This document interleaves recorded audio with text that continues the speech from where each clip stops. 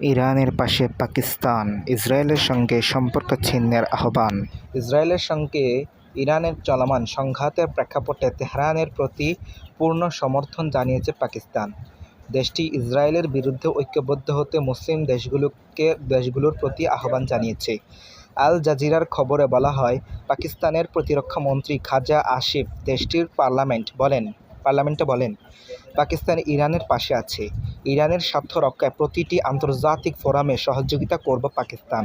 তিনি আরও বলেন, ইরান, ইয়েমেন ও ফিলিস্তিনকে টার্গেট করেছে ইসরায়েল। মুসলিম দেশগুলো এখনও যদি এক না হয়, তাহলে সবার পরিণতি একই হবে।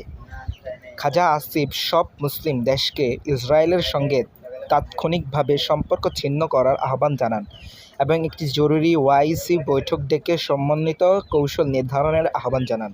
তিনি বলেন, পাকিস্তানের সঙ্গে ইরানের গভীর সম্পর্ক রয়েছে এবং এই কঠিন সময়ে ইসলামাবাদ তেহরানের পাশে আছে।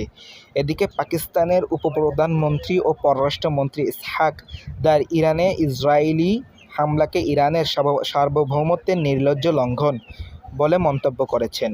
পাকিস্তান ও ইরানের মধ্যে ৭৫০ কিলোমিটার সীমান্ত রয়েছে।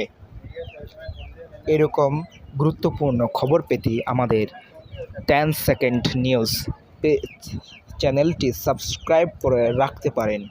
ধন্যবাদ।